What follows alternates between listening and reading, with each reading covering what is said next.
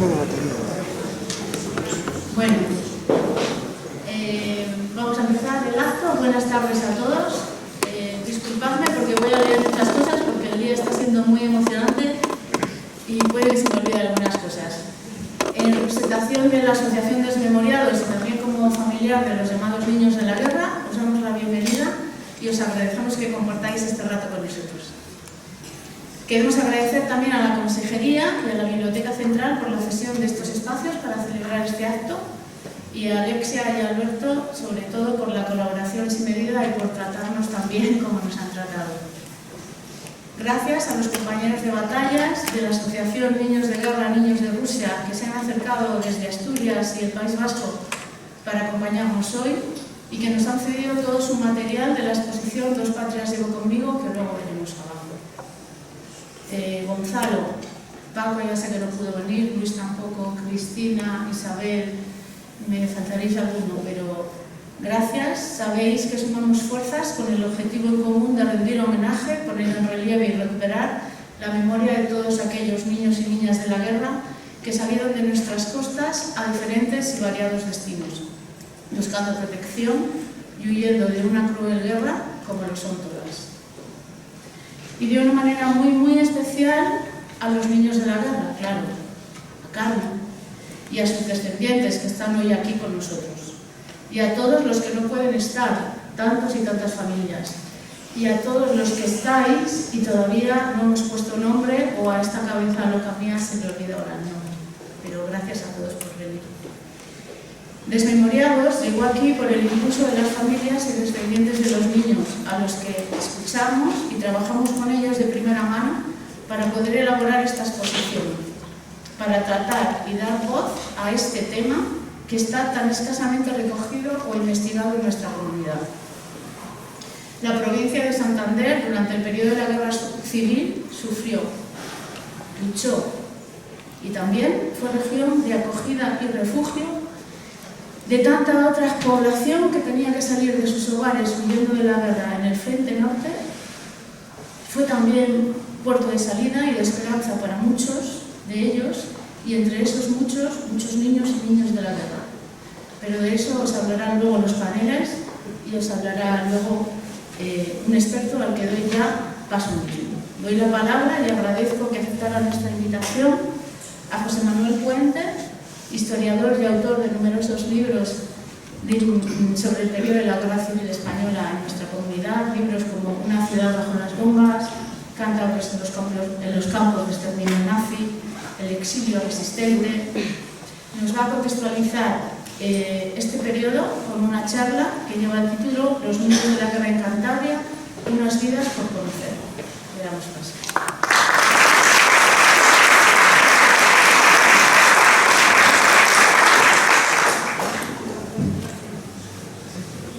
Buenas tardes. Espero que se me oiga bien, si no me lo decís y intento hablar un poco más amplio.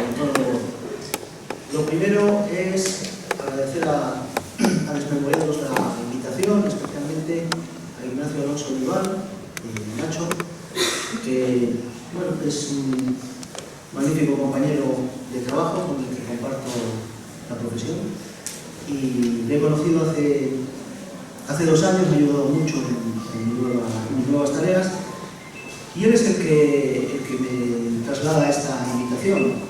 Yo he de reconocer que en una primera instancia me mostré un poco sorprendido porque bueno, yo creo que entiendo que os podría hablar de varios temas, pero no se me había ocurrido el tema de los niños de la guerra.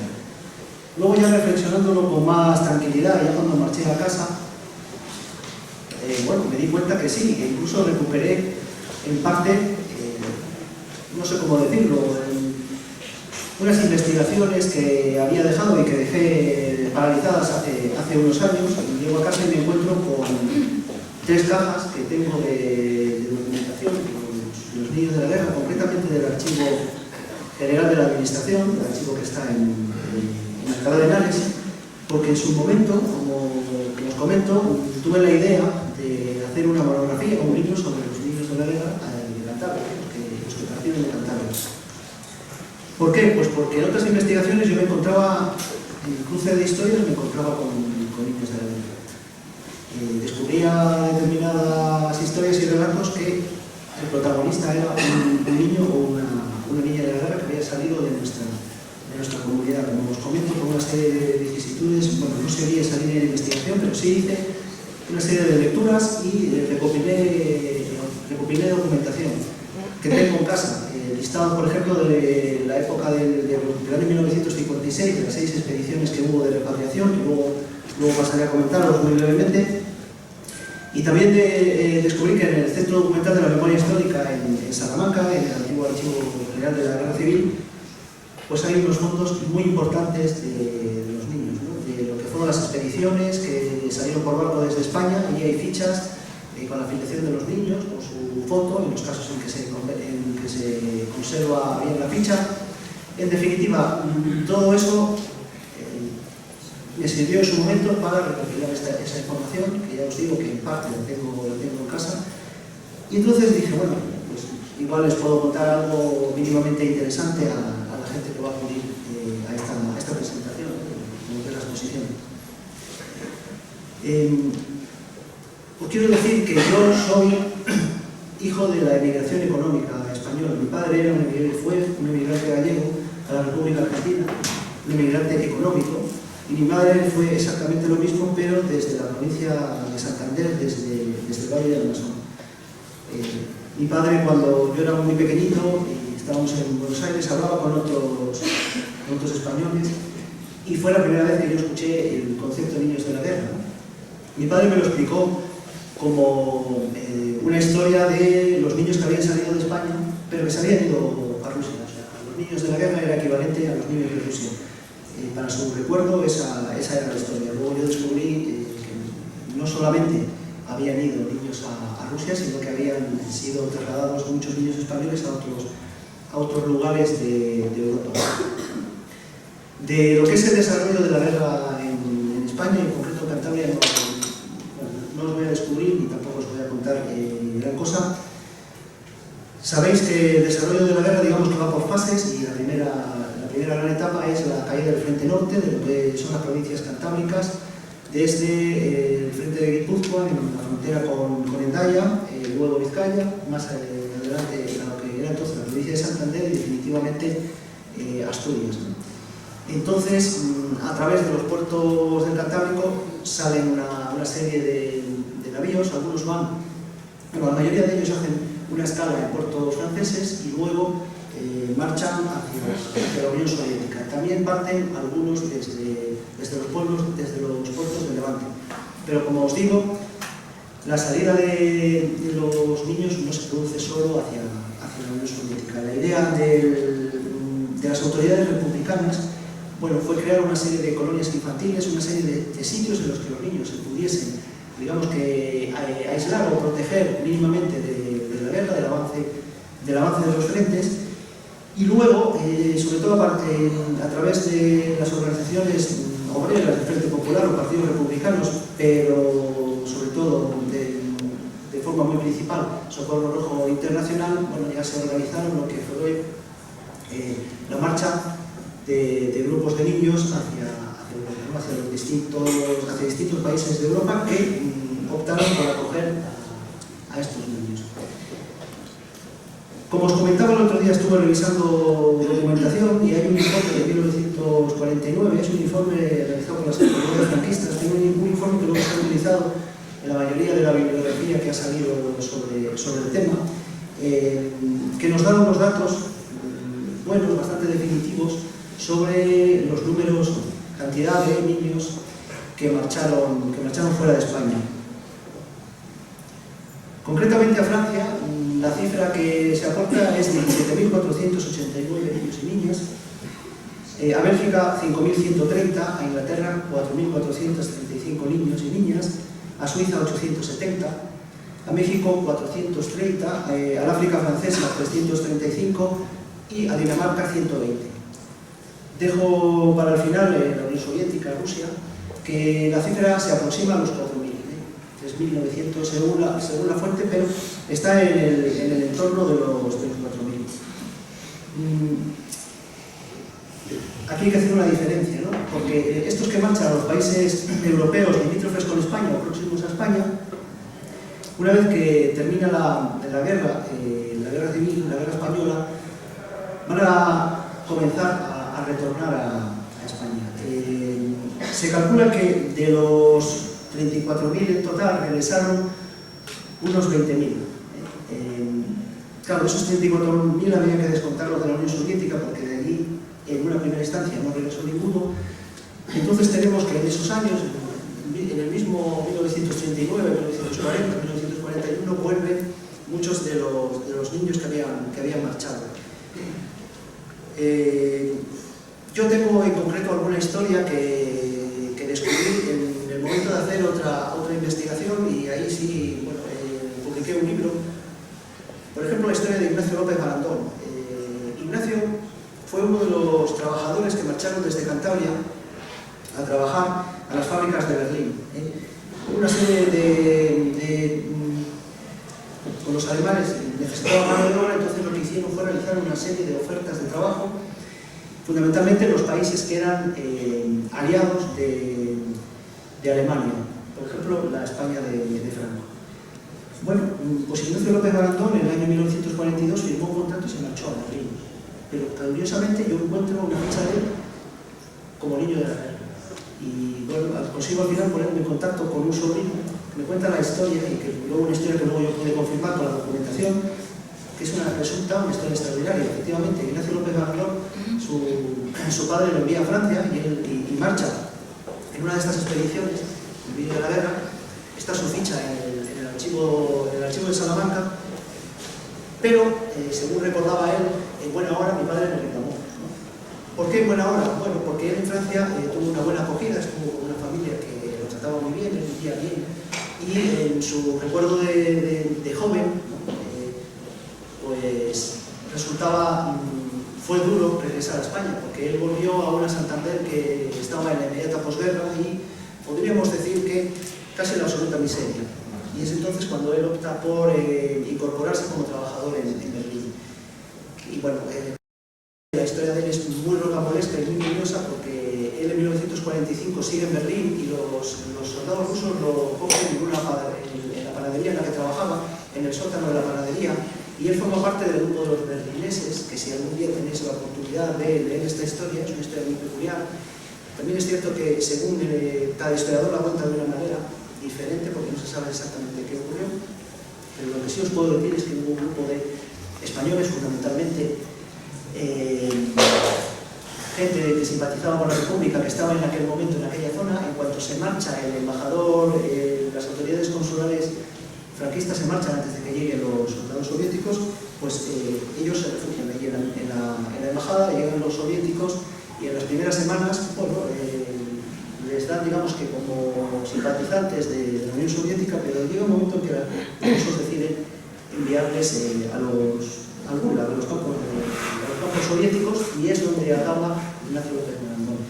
Y en el año 48 él pasa, digamos, a un régimen de libertad, porque firma esto no tiene mucho pronto, la cosa es que él firma un manifiesto que le proponen las autoridades soviéticas, y él regresa en 1956 con todas estas expediciones de niños que vuelven de la Unión Soviética. Me contaba el sobrino, porque claro, Ignacio vuelve con su mujer rusa y con su hijo.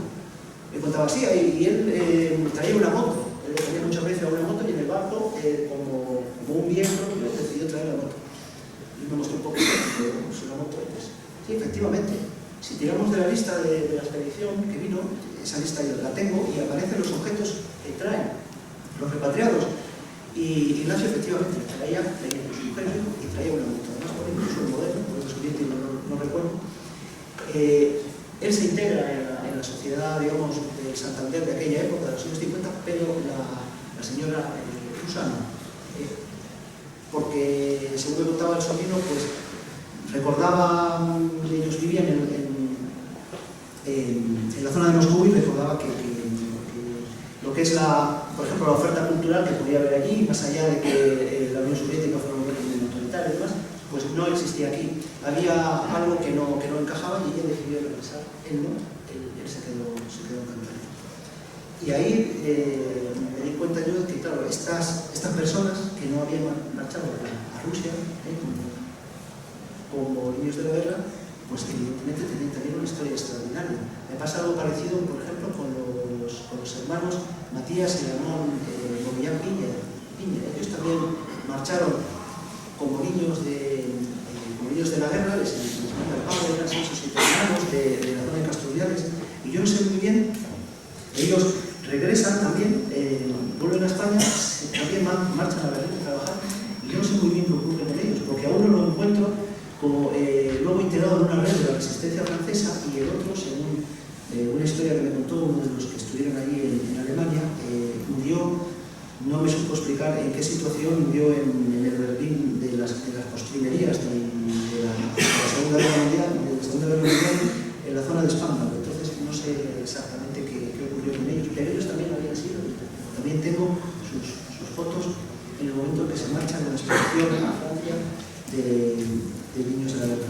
O el caso de Asunción Iriberri, que también marcha a Francia con una hermana, y ella va a ser detenida por los alemanes, por las fuerzas de ocupación en el año 1943, y va a ser enviada a los campos de concentración. Concretamente ella estuvo en Ravensbrück porque se le acusaba de pertenecer a las redes de la resistencia. Ella no, parece que no directamente, pero sí su pareja francesa, que fue asesinada por la Gestapo, y bueno, ella sobrevivió, consiguió sobrevivir a los campos de concentración, regresó a Francia y hizo su vida en Francia, aunque venía de vez en cuando, ya en los años 90, a su Casturriales natal.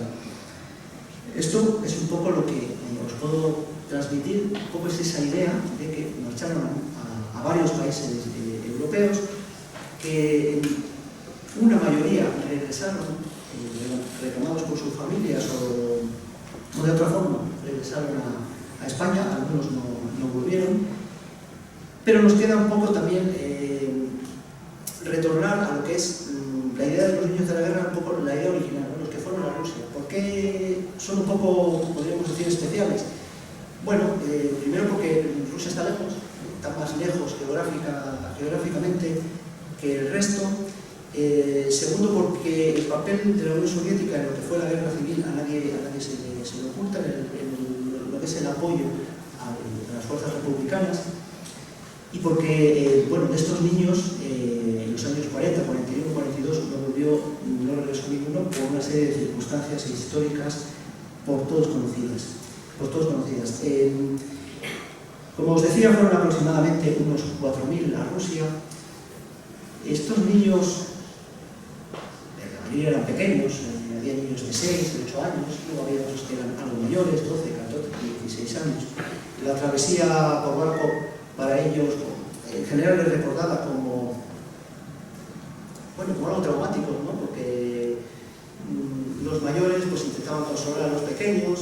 Hay que ponerse en el lugar de estos pequeños, que sí iban acompañados por autoridades españolas, que sí iban acompañados y cobijados por maestros, por maestras, y que fueron muy bien recibidos en Rusia, muy bien recibidos por las autoridades soviéticas, entre otras cuestiones porque a ellos les interesaba, ellos querían acoger a esos niños que eran, digamos, los hijos de la República Española, acogerles bien, enseñarles, podríamos decir, en las costumbres, en el ambiente cultural ruso, pero siempre respetando también los orígenes españoles, la lengua española, que no perdiesen en parte una memoria o unas raíces de España.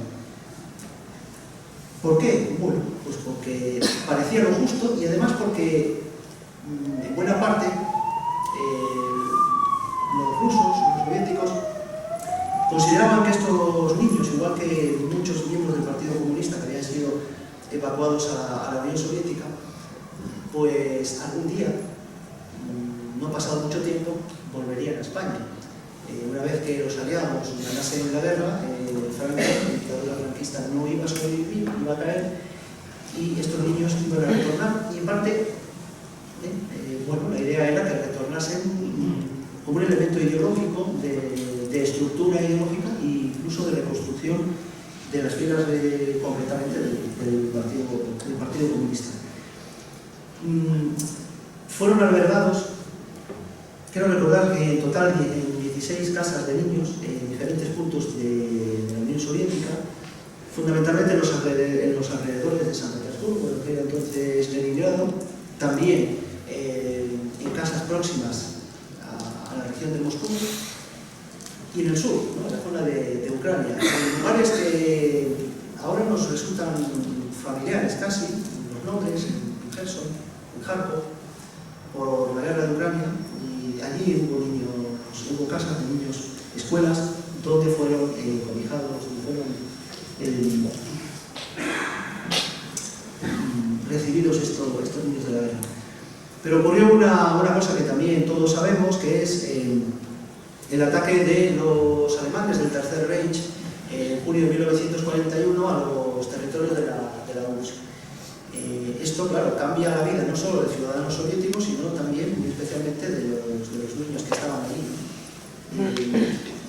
Por ejemplo, los que fueron copados en el cerco de Leningrado, estos niños tuvieron que salir por el Ladoma en pleno invierno en marchas que se hicieron hacia el sur, hacia la zona de Moscú, de Stalingrado. Bueno, nos podemos imaginar en qué condiciones. Entonces pasaron de una vida relativamente buena, ¿no? O buena, a una situación realmente dramática. Aquí creo que hay alguna cifra también que os puedo aportar, me parece interesante. Alicia Alter, en uno de sus libros, aporta una cifra de aproximadamente, si estamos hablando de 4.000 niños en Rusia. Ella dice que mueren 231, es casi el 8%, aproximadamente el 8% del total, y dice que de los que se tiene la causa, 72 mueren de tuberculosis, y por ejemplo 33 mueren en el frente, combatiendo con el ejército rojo. Y esto es un poco para enseñar lo que fue, o mostraros lo que fue ese cambio de una situación relativamente privilegiada a una situación realmente dramática, que se ven les habían mandado a Rusia para protegerles de una guerra, y ellos, desgraciadamente, a los 2-3 años se encuentran en una guerra que fue, podríamos decir, la auténtica carnicería de Europa. Hay que recordar que en el frente soviético mueren 28 millones de personas, entre civiles y soldados. Solo de ciudadanos soviéticos. Ciudadanos soviéticos. Cuando digo ciudadanos soviéticos, estoy diciendo rusos, bielorrusos, ucranianos. Bueno, es donde los alemanes pierden la guerra, definitivamente. Bueno, van pasando los años y a la muerte de Stalin se produce un deshielo y digamos que se retoman una serie de contactos, sobre todo consulares y a través de la Cruz Roja. Hay una serie de contactos entre las autoridades rusas, las autoridades de Moscú y las autoridades españolas. A las autoridades franquistas les interesaba repatriar a estos niños, porque iba a ser un elemento de propaganda. Y llegados a este punto, a los soviéticos, pues, bueno, digamos que les daba lo mismo. O sea, llegó un momento en que a ellos estaban decididos a abrir las puertas y los que se quisieran volver a España se podían regresar. Y es ahí donde, entre 1956 y 1957, hay seis expediciones de retorno. Expediciones de retorno que tienen aproximadamente entre 300 y 400 pasajeros, vienen en barco, bueno, como en el caso de Ignacio. Vienen normalmente niños de la guerra, niñas de la guerra. Los niños de la guerra, que ya eran hombres, si se habían casado con una ciudadana soviética y tenían niños, también venían la esposa y los niños. Las mujeres, si se habían casado con un ciudadano español, no había ningún problema. Si se habían casado entre ellos, no había ningún problema, regresaban también. El problema era si había una española, una niña de la guerra, que se había casado con un ruso. Entonces, la política de los soviéticos era que si uno quería marchar, podía marchar, pero dejar marchar al varón, al esposo, ya resultaba más difícil, por no decir imposible. Como os comento, estos listados aparecen en el archivo de Alcalá de Henares, aparecen perfectamente detallados, nombre, apellido, siguen casados, nacieron en Rusia, en tal sitio. La verdad que son una serie de listados muy detallados. Y luego también hay informes. Hay informes porque, claro, toda esta gente venía de la Unión Soviética. De la Unión Soviética se desconocía todo, casi todo. Entonces, bueno, la policía española les interrogó y lo que es más importante, los servicios secretos americanos enviaron también agentes para que les interrogaran personalmente. ¿Buscando qué? Pues buscando todo tipo de información sobre Rusia, cómo se vivía, dónde estaban las fábricas, porque esta gente había recibido una formación, una buena formación técnica, muchos de ellos trabajaban en fábricas en diferentes sitios de la URSS, y bueno, era un elemento de información tanto para las autoridades franquistas como para los americanos muy importante. Regresaron muchos, regresaron la mayoría, regresaron más de la mitad, desde luego. Pero como os comentaba antes, algunos se acostumbraron, otros no se acostumbraron, regresaron a Rusia. Me he encontrado con alguna cosa peculiar, os traigo nada, son 2 o 3 historias, porque claro, por ejemplo, el archivo de Alcalá, a ver, el gobierno español lo que hizo fue crear una comisión de coordinación de repatriados.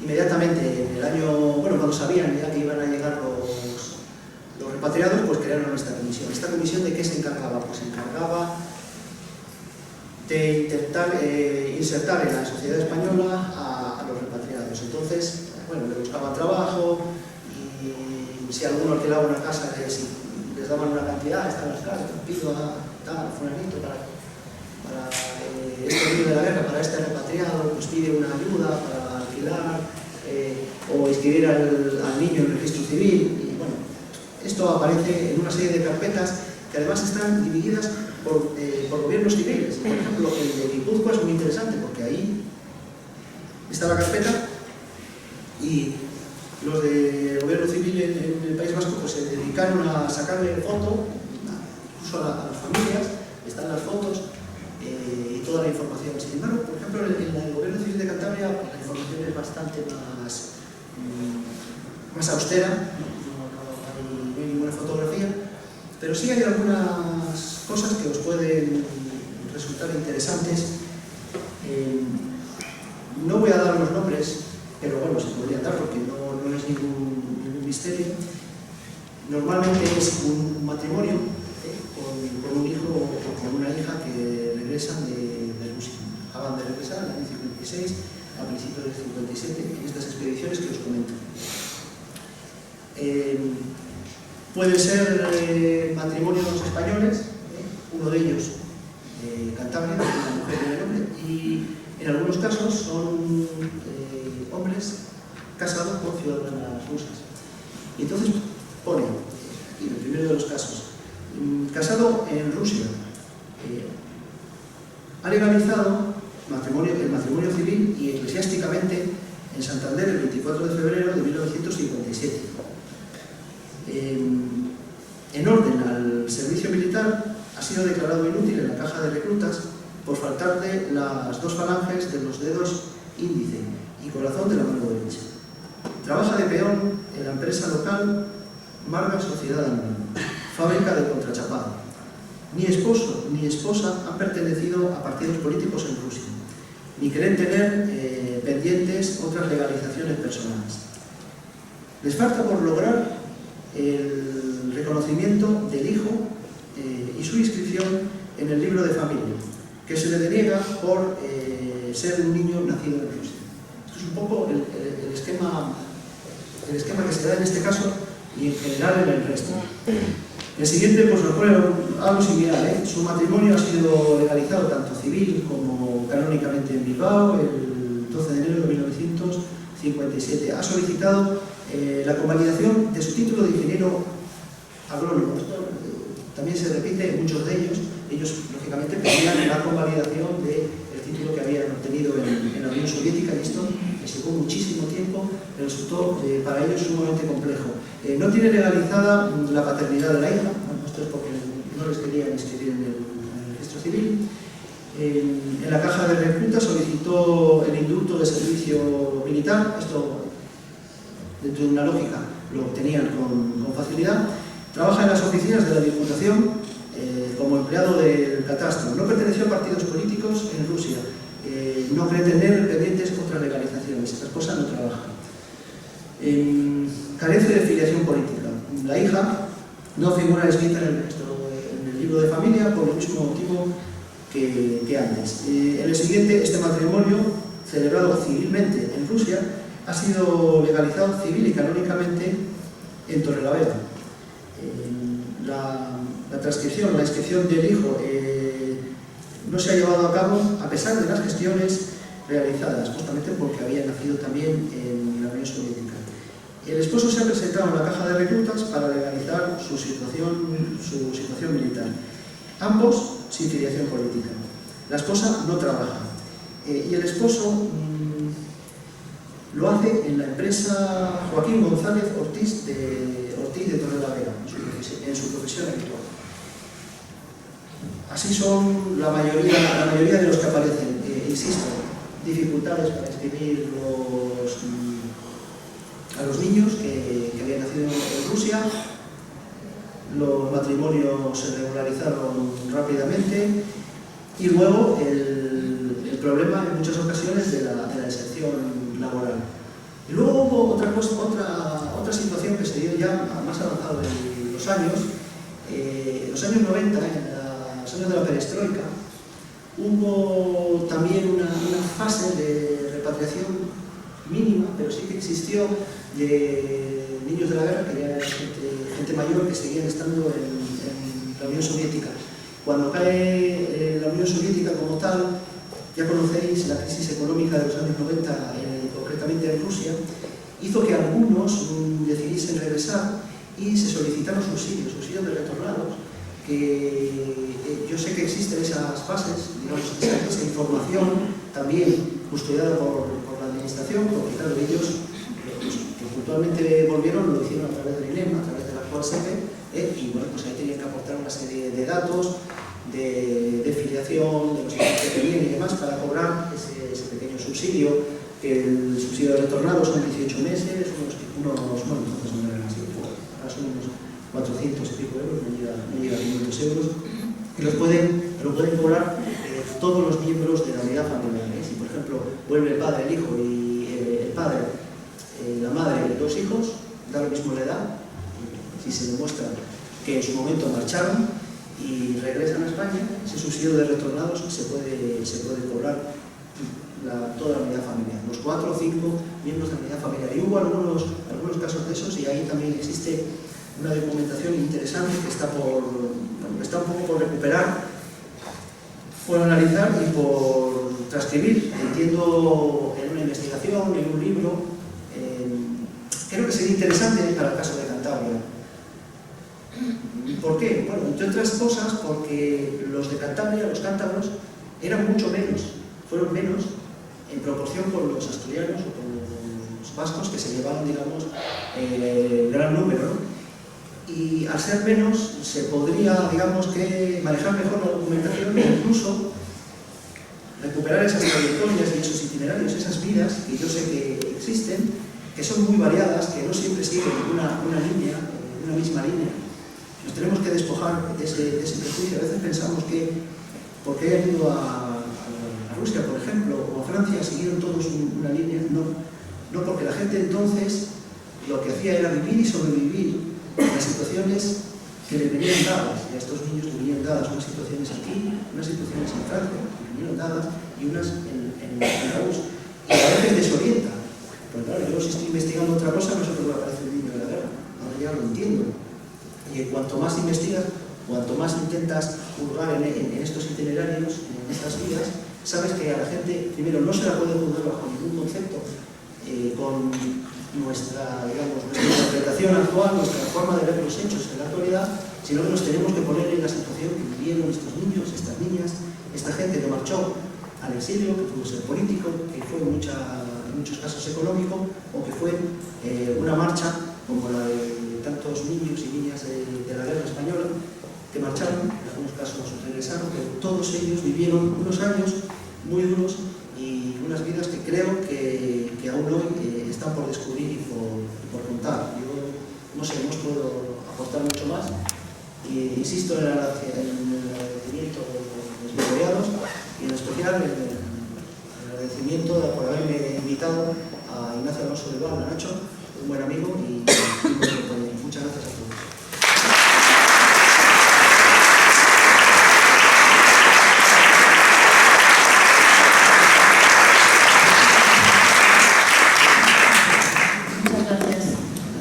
Gracias, José Manuel.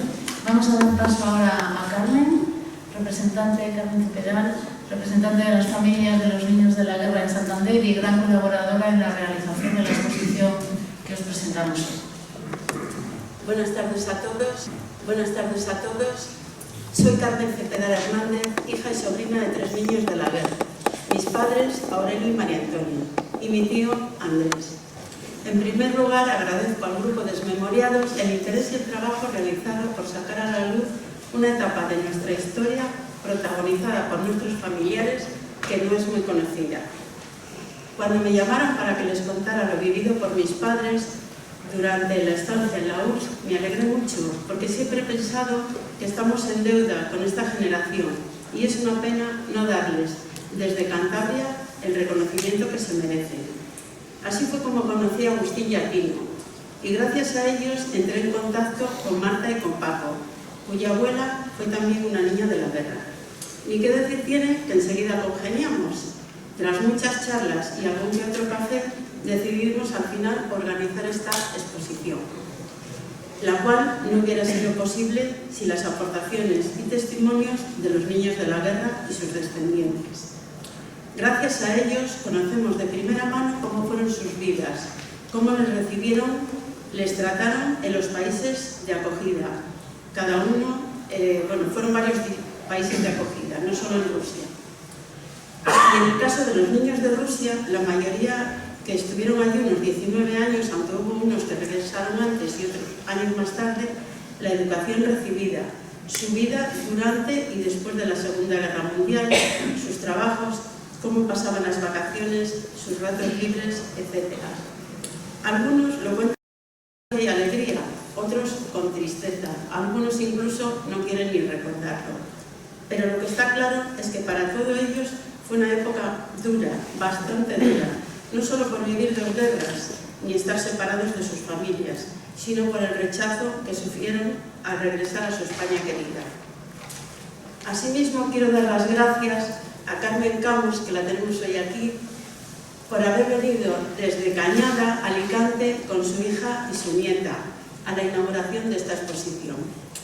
Carmen es una niña de la guerra, santanderina, que iba destinada a la URSS, pero finalmente fue acogida por una familia en París, Francia, y allí se quedó muchos años. Gracias también a Miguel González, que ha venido esta mañana porque por la tarde le es imposible acompañarla. A Marta y a Paco, cuya abuela y tíos abuelos estuvieron en la Unión Soviética. A Agustín Macías, a Josefina Ceballos por el material cedido, hija de Pilar Herrero, una niña que estuvo en Dinamarca. Josefina hoy no puede estar, pero nos acompañan sus hermanas Manuela y Hortensia, sin los cuales no hubiera sido posible llevar a cabo esta exposición. Araceli, nieta de unos niños de la guerra, que fueron a Bélgica por ayudarnos a traer a Carmen. Araceli viene acompañada de sus familiares Isabel, Teresa e Isabel. A Olga y a Loren, que no sé si han podido venir porque no me ha parecido verles, que son hijos de Miguel y de Tere, 2 repatriados de la URSS también. A Begoña y a Jerónimo, hijos de Jerónimo, hermano de Miguel. A mis hermanas Estrella y María Antonia, por estar aquí conmigo hoy, y a todas las personas que hoy nos acompañan y a las que no han podido venir. Y yo os doy las gracias a todos los que estáis aquí, porque para mí es, mucha ilusión la que me hace veros y que estéis con nosotros acompañándonos. Y ahora doy la palabra a Marta, antes de bajar a la exposición.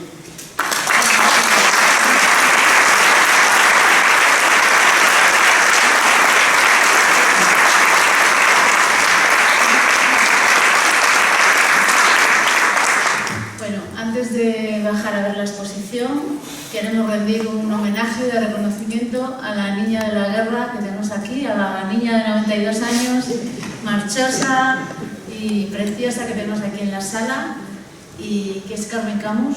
Gracias, Carmen, gracias por estar, gracias a su hija y a su nieta, gracias, Carmen, a Araceli por traerte, un placer conocerte. Y bueno, y por representar a tantas vidas de tantos niños y niñas de la guerra, estuvieran donde estuvieran, ¿no? Como has estado esta mañana con Miguel, da igual, por todo lo que habéis pasado, por toda la energía y por todo el amor y lección de vida que todavía nos dais. Gracias, te hacemos entrega de unos simples presentes y de un emocionado aplauso.